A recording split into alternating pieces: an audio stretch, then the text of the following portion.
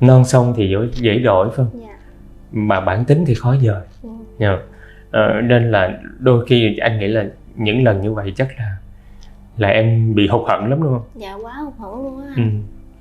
Rồi đối diện với cái sự cô đơn, hay một cái từ đúng hơn đó là bơ vơ. Dạ, bơ vơ luôn. Sau đó phải lao vào một cái cuộc, đó là cái cuộc mà tìm kiếm cơ hội, cũng như là phải lao vào cuộc sống để mà nuôi con. Cái vất vả nhất với em trong thời điểm đó là gì? Đó là xin việc. Em phải đi kiếm việc làm.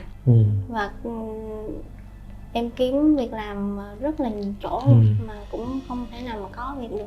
Tại vì mình có tay nghề, nhưng mà cái công việc nó phải phù hợp với mình. Rồi người ta,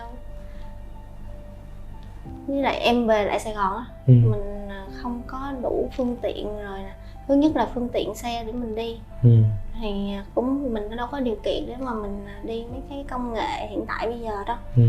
Cho nên là cũng khó khăn lắm. Rồi em xin việc, thì rồi từ từ em cũng xin được việc. Nhưng mà điều là lúc đó em có nhờ sự hỗ trợ từ ai nữa không? Ví dụ như gia đình em, ba mẹ sao? Em là người ở thành phố Hồ Chí Minh đúng không? Dạ. Thì em cũng có nhiều mối quan hệ bạn bè á, cho nên là lúc đó em cũng liên lạc vậy với bạn bè cũ. Từ hồi mà em về quê sống á, thì mối quan hệ bạn bè em giống như là mình ngừng liên hệ luôn á. Mình không có liên hệ tới luôn. Cái mình nhờ mình cũng thấy ngại ngại đúng không? Dạ đúng rồi, quá ngại luôn. Lúc mà em muốn liên hệ lại á, thì em cũng suy nghĩ rất là nhiều. Mình có nên là nhắn cho người ta hay không? Thì nhiều lúc mà mình đâu có liên hệ hỏi han hay là ấy đâu. Tại mình tập trung mình lo cho gia đình nhỏ của mình. Cho nên là mình cũng quá ngại luôn. Rồi vậy thì điều gì là động lực để khiến em bước ra những cái giới hạn của sự ngại ngần đó? Thì em cũng phải nhắn thôi. Tại vì em cũng muốn mình có cơ hội để mình đi làm kiếm tiền để lo cho con. Động lực của em là con của em. Mà con là đang còn trong cái giai đoạn mà gọi là khó khăn nhất á, là chẳng hạn như là hồi bé này, nó bé thì muốn gửi cho ai cũng được ha.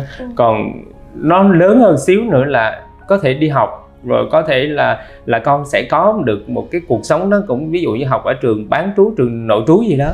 Còn này 5-6 tuổi nó đang ở lưng chừng như vậy. Nhỏ thì không nhỏ mà lớn không lớn. Rồi con đã biết là như là mình cũng đã biết, gọi là con nó đã biết quấn mẹ rồi nữa. Thì lúc đó mà đi làm xa hoặc là có công ăn việc làm á, cái ngày đầu tiên mà em đi làm việc chắc là nhớ con dữ dội lắm đúng không? Dạ không ạ, em không có đi làm xa, em cũng làm ở trong thành phố Hồ Chí Minh thôi. Rồi con có mang con đi theo được không? Dạ không ạ, tại vì em vẫn còn ông bà ngoại. Em một phần là em rất là đỡ luôn, là em còn ông bà ngoại đỡ đần. Cho nên là em sẽ gửi con cho ông bà. Nhưng mà nó vẫn đi học.